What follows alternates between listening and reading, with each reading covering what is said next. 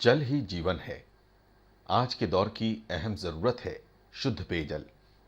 बढ़ती जनसंख्या और घटते जल स्रोतों के बीच मध्य प्रदेश लोक स्वास्थ्य यांत्रिकी विभाग स्वच्छ पेयजल उपलब्ध कराने के लिए प्रतिबद्ध है। मध्य प्रदेश के ग्रामीण क्षेत्रों में पानी की कमी पुरानी समस्या है। इसे हल करने के लिए लोक स्वास्थ्य यांत्रिकी विभाग लगातार प्रयास कर रहा है। कई गांवों में विभाग जल स्रोतों का पता लगाकर ग्रामीणों को शुद्ध पेयजल उपलब्ध करा रहा है। साथ ही बेहतर जल प्रबंधन के लिए भी कार्य कर रहा है। लोक स्वास्थ्य यांत्रिकी विभाग का यह प्रयास है कि ग्रामीण क्षेत्र में अधिक से अधिक जनसंख्या को नल के माध्यम से पेयजल उपलब्ध कराया जाए। इसके लिए हमारी बड़ी परियोजना नल जल योजनाओं को स्थापित करने की प्रदेश में चल रही हैं और लगभग 1.25 लाख प्रदेश में बसाहटें हैं, जिसमें करीब 10,000 ऐसे स्थान हैं जहां पे हम नल जल योजनाएं बना चुके हैं। जो एक ख़ास बात है वो ये कि इन योजनाओं का संचालन हम समुदाय के माध्यम से करना चाहते हैं। स्थानीय रूप से जो पेयजल उप समिति जो वहाँ पे स्थापित हो वो उन नल जल योजनाओं को चलाए और उन समितियों में भी महिलाओं का और अनुसूचित जाति और जनजाति वर्ग के सदस्यों की प्रधानता हम रखेंगे। ये है रायसेन जिले का आमोदा गांव। इस गांव में पानी की पूर्ति एक बड़ी समस्या थी। पथरीली जमीन पर बसे इस गांव में कई किलोमीटर दूर से लोगों को पानी लेकर आना पड़ता था। महिलाओं का ज्यादातर समय पानी लाने ले जाने में व्यतीत होता था। गर्मी के दिनों में पानी के ज्यादातर स्रोत दम तोड़ देते थे। ऐसे में पीने के पानी की समस्या अधिक विकराल रूप ले लेती थी। ग्राम आमोदा नेशनल हाईवे 12 पे स्थित है और इसकी ऊंचाई के हिसाब से यहाँ पानी की आज से 10 साल पहले बहुत बड़ी समस्या थी। सभी महिलाओं को कम से कम 1 किलोमीटर दूर से पानी लेके आना पड़ता था सर पे रख के। पानी की बढ़ती समस्या को देखते हुए मध्य प्रदेश लोक स्वास्थ्य यांत्रिकी विभाग ने आमोदा गांव में ट्यूबवेल लगाया। तब कुछ समय के लिए ग्रामीणों को राहत भी मिली, लेकिन बाद में समस्या फिर जस की तस बनी रही। 2600 की आबादी वाले इस गांव की जल समस्या के समाधान के लिए साल 2008 तक यहां मध्य प्रदेश लोक स्वास्थ्य यांत्रिकी विभाग ने 8 हैंडपंप लगवाए, लेकिन इनमें से 5 हैंडपंपों के पानी में आयरन की मात्रा ज्यादा पाई गई। इससे गांव में पूरी तरह से पेयजल समस्या का समाधान नहीं हो पाया। पहले हमारे गोहरगंज से पानी आता था, कुछ लोगों के कनेक्शन थे। उसके बाद 95 में ग्राम पंचायत आमोदा अलग हुई। उसके बाद हमारे यहाँ डायरेक्ट सप्लाई की ट्यूबवेल खुदवा के डायरेक्ट बिगर टंकी के पानी देते थे। तो कुछ लोगों के कनेक्शन थे, कुछ लोग हैंडपंपों से भरते थे। फिर गांव वालों के प्रयास पर विभाग ने इस समस्या के निदान के लिए 25 लाख रुपए की राशि मुहैया कराई। इस राशि से गांव में संप वेल का निर्माण कराया गया। 40,000 लीटर की एक टंकी भी बनाई गई। संप वेल से पानी टंकी में पहुंचाया गया। गांव में 12 पाइपलाइनें बिछाई गईं और इस तरह जल वितरण की व्यवस्था की गई। बाद में यह व्यवस्था पंचायत के जिम्मे कर दी गई, लेकिन कुछ दिनों बाद ही लोगों को पानी मिलने में दिक्कतें आने लगी। सन 2008 में लोक स्वास्थ्य यांत्रिकी विभाग द्वारा इस योजना को पूर्ण कर ग्राम पंचायत को सौंप दिया गया, लेकिन सौंपने के 6 महीने के अंदर ही गांव से पेयजल समस्या की वापस शिकायत आने लगी कि हमको पानी नहीं मिल रहा है। ग्रामीण बार बार कंप्लेंट करने लगे। ऐसे में पानी की समस्या फिर जस की तस बनी रही। मध्य प्रदेश लोक स्वास्थ्य यांत्रिकी विभाग के अधिकारियों ने गांव वालों की बैठक कर उन्हें गांव में जल समिति गठित करने के लिए प्रेरित किया। समिति बनाने के लिए पहले ग्राम सभा की बैठक बुलाई गई। ग्राम सभा ने 24 सदस्यों का चयन किया।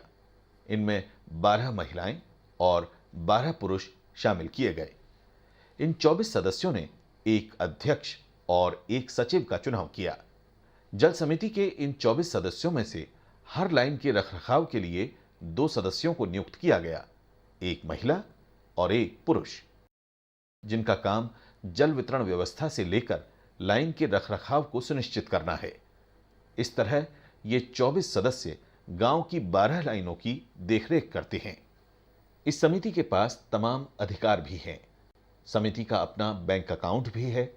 इसे संचालित करने का अधिकार समिति के 10 सदस्यों की सहमति से अध्यक्ष और सचिव के पास है। जल वितरण व्यवस्था संचालित करने के लिए जो प्रणाली अपनाई गई है, उसे गांव का हर बाशिंदा एक जरूरी नियम की तरह मानता है। आमोदा गांव की जल प्रदाय समिति अब तक गांव के 350 घरों में से लगभग 300 घरों में नल कनेक्शन दे चुकी है। नया नल कनेक्शन 1250 रुपए की अमानत राशि के साथ दिया जाता है।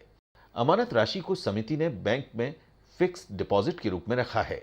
इसके अलावा हर उपभोक्ता से 70 रुपए प्रतिमाह भी लिए जाते हैं, जो लाइन के रखरखाव और बिजली के बिल जैसे खर्च निकालने के काम आते हैं। गांव के कनेक्शनधारी हर महीने तय समय पर अपने बिल का भुगतान करते हैं। जब से गांव में ये व्यवस्था लागू हुई है, पानी की समस्या पूरी तरह से हल हो गई है। समिति ने 2 वाल्व ऑपरेटर भी नियुक्त किए हैं, जिन्हें प्रतिमाह 2500 रुपए वेतन भी दिया जा रहा है। गांव में जल प्रदाय के साथ लाइन में किसी भी तरह की खराबी को दुरुस्त करने की जिम्मेदारी इन्हीं की है। पूरी लाइनों की देखभाल करना, पानी सप्लाई समय पर होना, पानी लीकेज होने की, तोड़फोड़ होने की सारी देखभाल मैं करता हूं। जल वितरण व्यवस्था बनने के बाद गांव में बड़ा बदलाव आया है।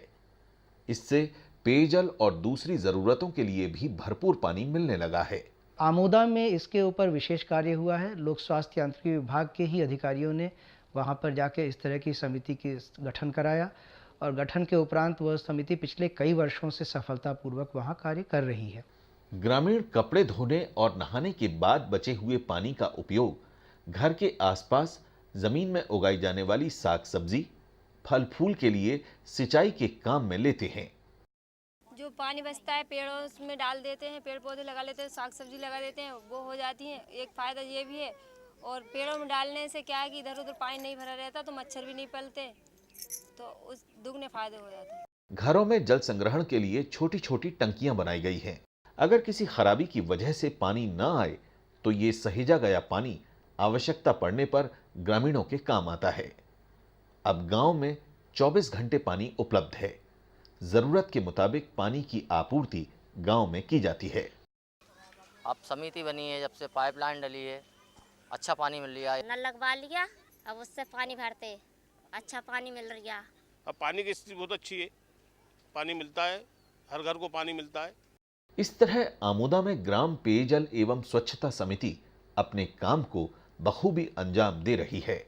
समिति ने कुछ यह भी ध्यान रखा है कि जो समाज में जो गरीब वर्ग है और जो इस प्रकार के राशि को देने में समर्थ नहीं है, उनमें से ऐसे उन्होंने 3 परिवार आमोदा में चुने हैं जिनको वो मुफ्त में निःशुल्क पेयजल उपलब्ध करा रहे हैं।